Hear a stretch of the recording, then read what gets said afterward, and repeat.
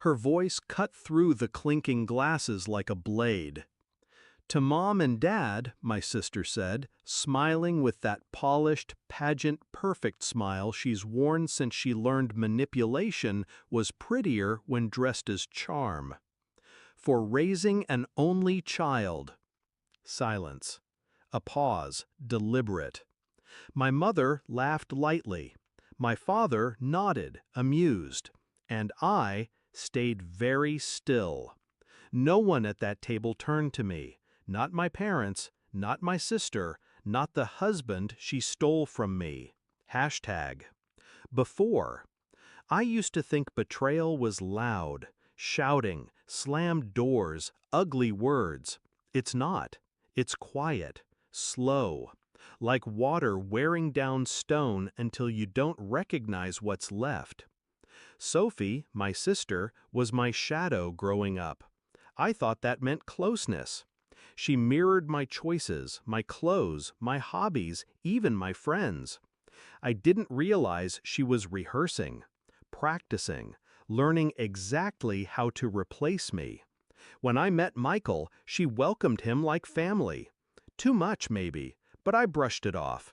She was single, charming, what harm could it do? Hashtag. Cracks. The harm started small. She started dropping by when I wasn't home. Michael began mentioning her in casual stories more than me. She gave him gifts on his birthday before I could. And then, one evening, Michael came home with a scarf I didn't own. Sophie's. He swore she left it after visiting. Sophie laughed when I asked. I smiled at both of them, pretended I believed it. But that's the thing about smiling, you can hide anything behind it. Hashtag. The evidence. I didn't catch them in bed. I didn't need to. A friend sent me photos.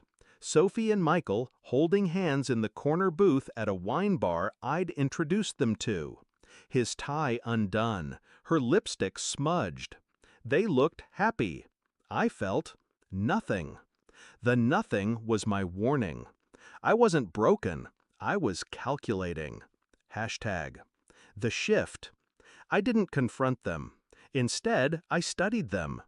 I made polite conversation at family gatherings, asked Sophie for sister advice, listened to Michael complain about work.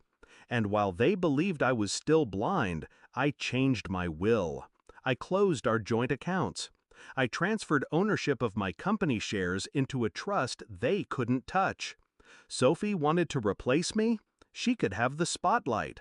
I'd take the stage lights, the curtains, and the audience with me. Hashtag. The setup. When our parents' 40th anniversary came, I called Sophie.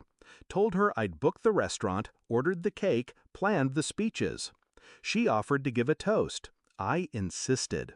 Michael was invited, of course, by me. I wanted him there.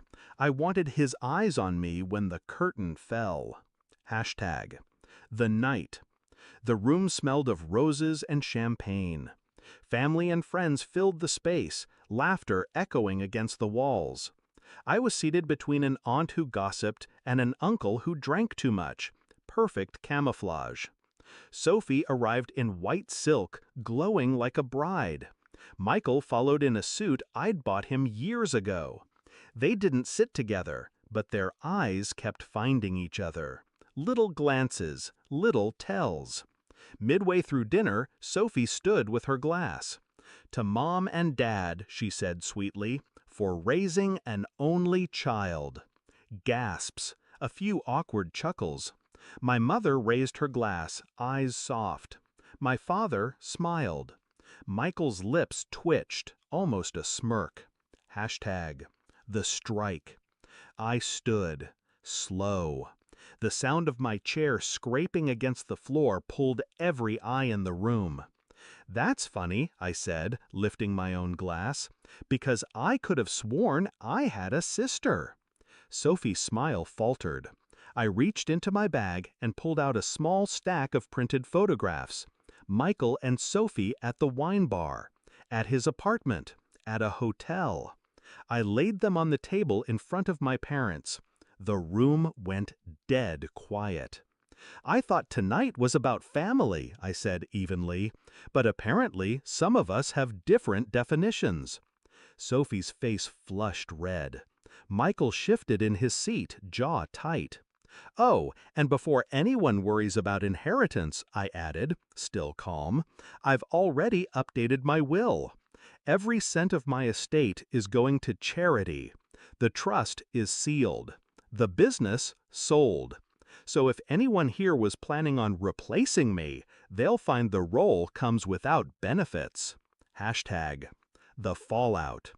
My mother stared at Sophie, betrayal etched deep. My father pushed his chair back and left the table. Michael reached for Sophie's arm. She yanked it away. Whispers spread like fire. Glasses clinked nervously. I didn't sit back down. I set my glass on the table, nodded to my parents, and walked out. The night air was cold, clean. It felt like the first breath after drowning. Hashtag aftermath.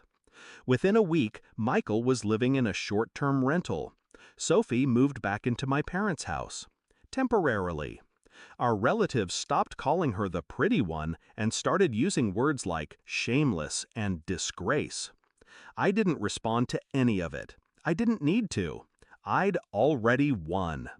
I learned that night that revenge doesn't have